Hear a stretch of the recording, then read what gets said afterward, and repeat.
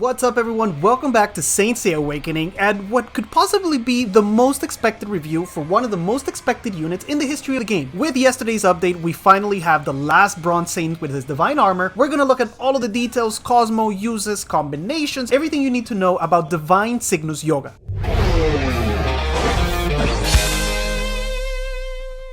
Now before we get started, Yoga is a cosmic type unit that can serve up to 3 purposes on the same team. He can contribute with a very decent amount of damage, he can also do really strong control for very little energy, and he can also act as protection for your own team. He also introduces 2 new statuses in the game, and I'm very happy that today I don't have to make names up for these things because the Spanish translation for the review we did yesterday was disastrous. I had to rename everything because the translation is horrible. For English, it's going to be much easier because we can actually use the names that the game assigned it. The first skill, called the Ultimate Ice Crystal, is a simple cosmic type individual attack. It does a little bit of damage, but it also has a chance to apply this new status called Frostbite. Now this is very similar to the usual eyes that can be applied by Yoga and by Camus, except that the icon for this one, instead of purple, is red. This new status causes the enemy to take automatic damage right after their turn. And there's something very interesting about it in that it can be stacked up to 3 times, and each individual stack of Frostbite actually does damage individually. It's not like Burn, where if you have 5 burns from Lune, it does all the damage in one hit. This will actually touch the enemy unit 3 times if you have 3 stacks. This is important to keep in mind because there are some Cosmo that can apply status effects like Decelerator. It will actually apply 3 stacks. In addition to the original damage from the attack and the damage that's going to happen with the Frostbite, if the enemy unit we're hitting is already frozen, then we will deal even more damage, so it's really 3 separate damage counters. The second skill, called Ultimate Diamond Dust, deals a decent amount of damage to one unit, but if that unit is either frozen in the black ice or icebound, which is the second new status that Divine Yoga brings, then there is a certain chance to apply more of this Frostbite that we saw in the first skill, the one that does damage automatically. In addition to that, if the enemy isn't one of these types of control, then we're gonna deal additional damage, another pretty decent multiplier, but the control will end. That means we do a lot of damage, but the enemy comes out of freeze or black ice or icebound or whatever it is. So it's a double-edged sword. Yes, you're going to hit hard, but you're gonna lose the control. The third skill is the Ultimate Freezing Coffin, and it's what introduces this new status called Icebound. It's a control effect that's different from the traditional freeze from Yoga and Camus. We actually called it Iceberg for the Spanish review because the translation was bad, but this thing can be used either on an enemy or an ally. If you use it on an enemy, then you're going to control that unit, you're going to freeze it inside this Icebound, and you're also going to apply 2 stacks of Frostbite. Now, what makes this Icebound completely different from the traditional freeze is that it doesn't end after the enemy's turn. It ends way at the end of the round. The whole round has to transpire, and then when we move on to the next round, the control ends. This is again something very important to keep in mind because we're very used to all statuses ending after the character's turn. In this case, you have to think rounds and not turns. Now that's what happens on an enemy. When you use it on an ally, it's the same thing. That ally will be icebound, but it will become immune to all types of damages. That's regular damage, true damage, even Athena's execution will not go through. It will also heal the ally that we protected, but remember, that ally is going to lose a turn because he's frozen. So if we protect somebody that moves after Yoga, that ally is going to lose the turn, but if we protect somebody that moves before Yoga, then we're going to protect him throughout that whole round, and at the start of the next round, he will recover his ability to move. The last thing to keep in mind with this Icebound is that because it doesn't end after the character's turn, you can't double turn it to get rid of the control. Doesn't matter how many times you move, it has to get to the end of the round in order for it to finish. The fourth skill is his only passive, called Ultimate Wings of the Swan, and this thing has 3 separate functions. The first one is that it's going to automatically apply ice seals. Those are the regular old ice seals at the beginning of every even round, and by even we mean even numbers, so round 2, 4, 6, 8, etc. He's going to apply 1 ice seal to every single enemy, and he also has the chance to freeze them with any attack if they have ice seals. The second part of the ability has everything to do with his play with other control units. Whenever anyone on our team uses a control skill, and this can be nightmares, this can be stuns, provoke, silence, whenever that happens, whenever an ally uses control, Yoga kind of joins that attack or that movement and he deals damage. So even though a lot of his focus is to play him around with Ice Boys, this can actually work with other control units. I plan on using it with Hypnos. The third part of the skill is Ice Boys 100% of the way because they're the only ones that can freeze in the game. This last part causes enemies that come out of a freeze control state to gain Frostbite, meaning they get this damage over time applied to them. And that's it. That's the explanation for his skills. Now, we're gonna look at how you skill him up, and it really depends on how you want to use him. There is a very basic version of Yoga that is very usable, and he can actually work as a control unit or protection unit without the Ice Boys. For this version, the skill ups are actually quite low. You really only need 3-1, 3-1. This gets you a little bit more damage from the Frostbite. The second one you really don't need if you're not gonna use with Ice Boys because it depends entirely on units being frozen. On the third one, we increase the chances of getting that control on the enemy, and we also restore or a little bit more HP on our allies. For the fourth one, again, if you're not going to use him with Ice Boys, then you're never going to use this last part of the skill. For a super basic Yoga, it can stay at 1. That leaves us at 3-1, 3-1, and is only 6 stones for a super basic Yoga. If, however, you want to dominate the Ice World, if the Ice Boys are part of your regular teams, then this guy complements them amazingly because he can bring a lot of damage on top of the control. The ultimate Yoga, the truth, and I hate to say this, is that we would want him at 5-5-5-5. That's because it's only on level 5 that all of his skills go to 100%. That means we can absolutely count on them happening. It's a huge investment of tomes, it's a total of 40, but like I said, if Ice Boys are part of your regular play,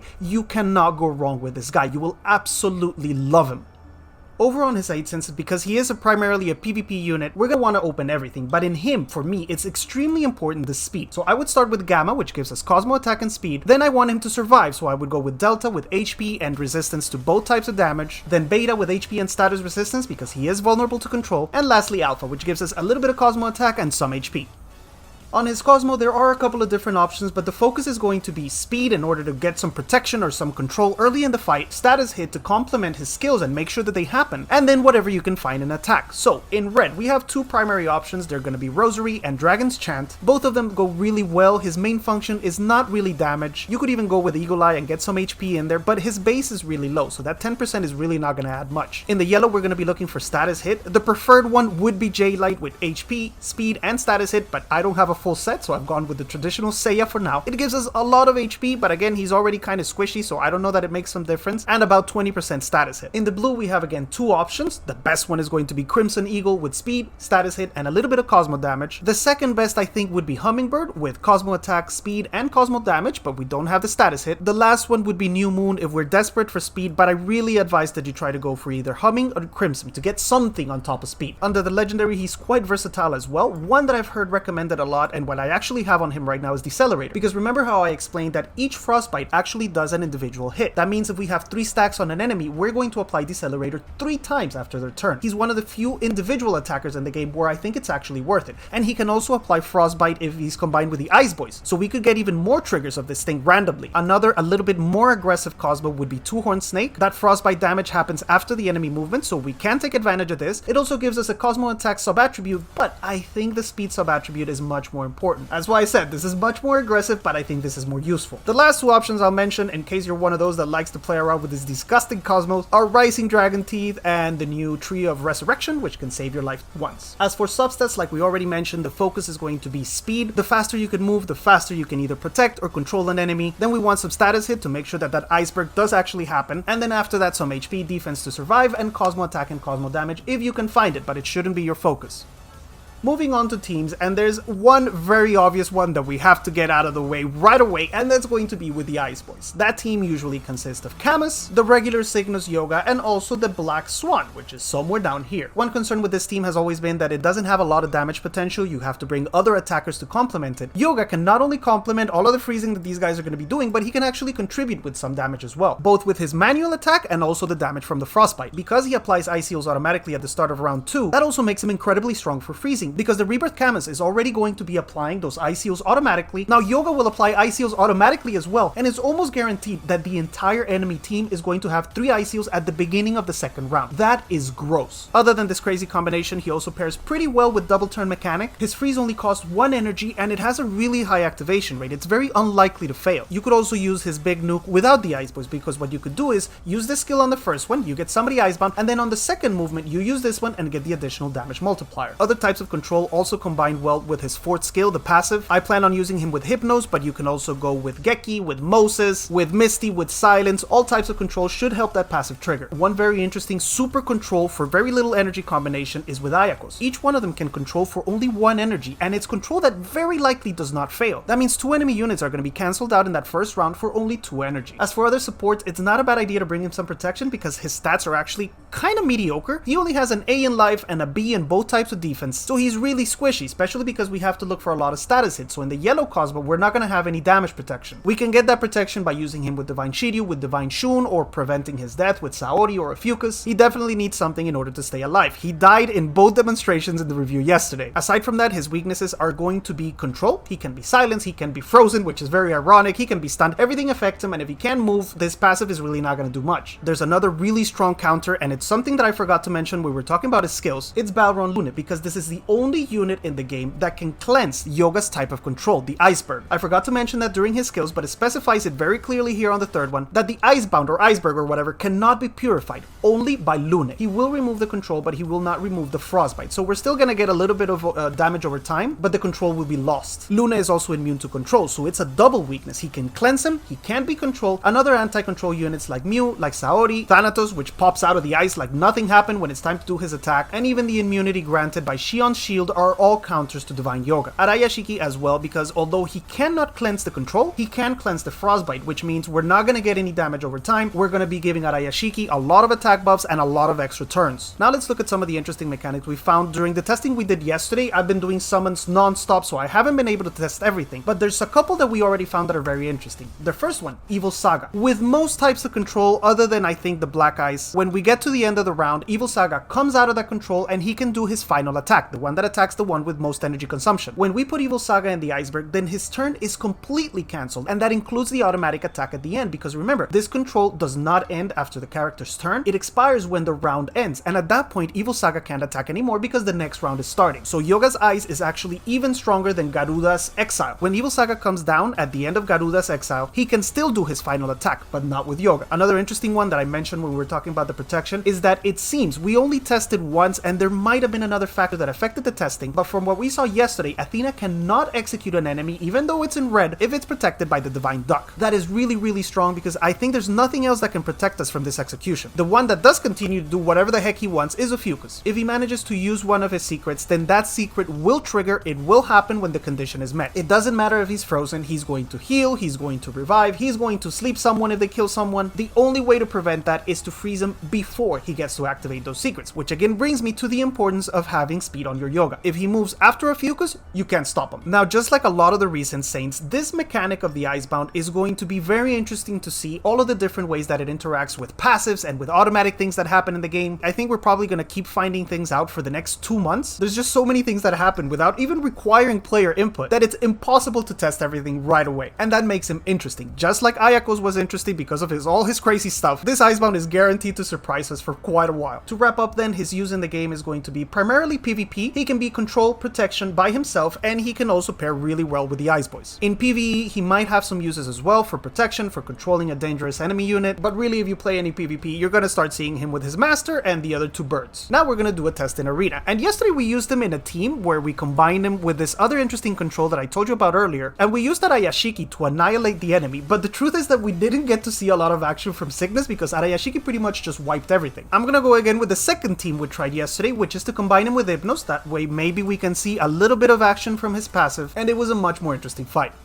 Today we're going to fight Igeda, and here he's going to have 2 purposes. In round 1, he is going to freeze Shiryu, so he can't use the protection, and then in round 2, we're going to try to use him as protection against Thanatos. That way we can see both his mechanics, his control and his protection. Now, in the first round, just like we did yesterday, I am actually not going to open up with a Hypnos. I'm just going to apply some seals, but I'm not going to use the skill, because I want to save energy. I'm on automatic, goddammit, Jesus Christ! Okay, well that plan went out the window. He put a seal on Shiryu, which makes no sense whatsoever. What the hell did we... I'm gonna slow this Shiryu down and see if I can mess with his turn order. Oh my god, we already started off amazingly. I am going to put the second Nightmare... Oh, he's gonna lose that, bro. He's gonna lose the Nightmare.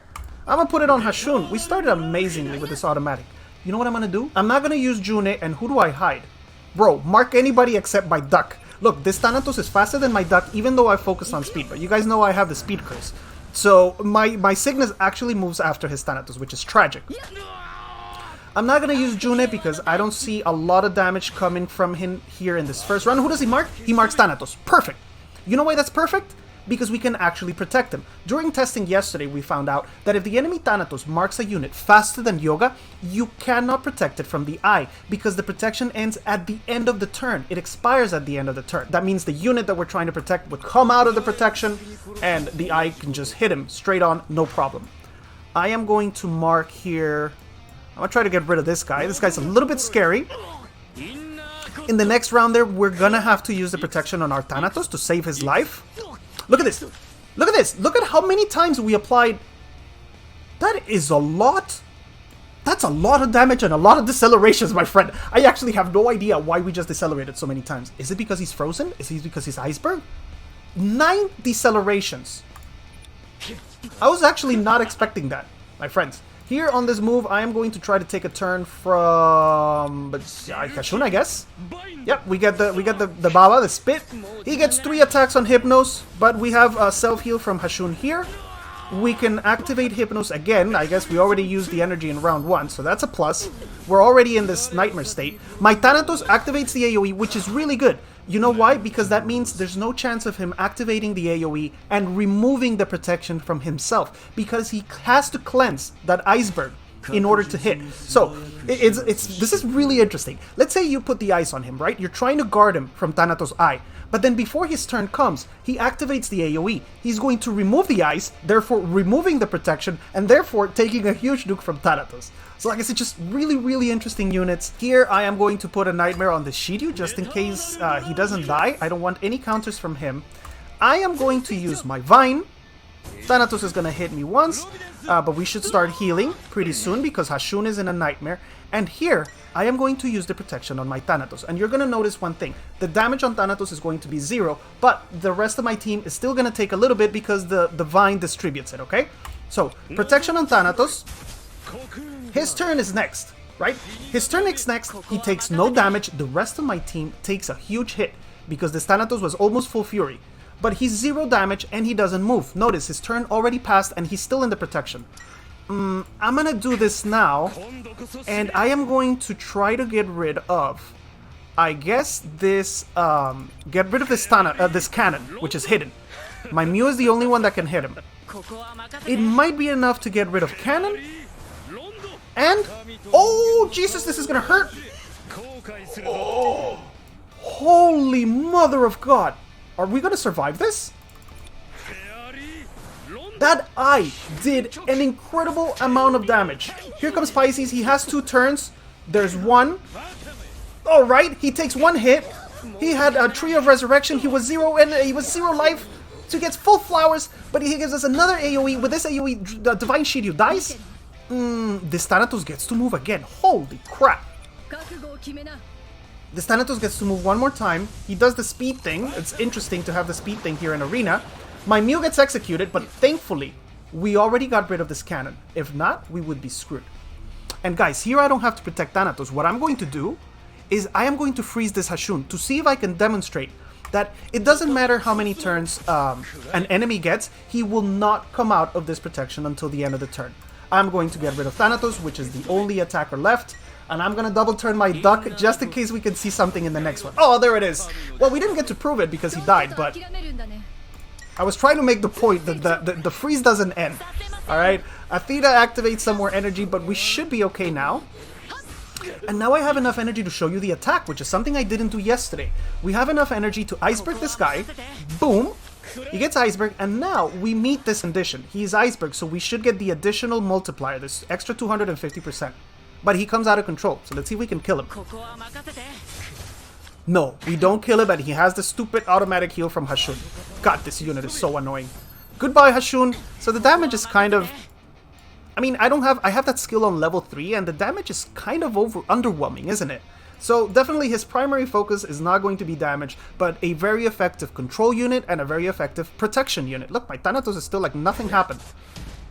And that's gonna be it for today, guys. I hope the review is useful for you to decide if he's interesting for your teams, if you want to get him, how many tomes you want to spend. If you're an Ice Boys user, then you should absolutely go for this guy. He is their dad, he is their god. He'll make your team an absolute pain in the butt. If you're not an Ice Boys user like me, then he still has some really good utility. His control and his protection are very useful. He's also fast, so you can get all of that utility at the beginning of the first round for just 1 energy. Good luck to everybody that's summoning for him. That's gonna be it for today. If you haven't already, please remember to hit like, subscribe to the channel, ring the bell so you don't miss any videos, and I'll see you guys again very soon. Bye!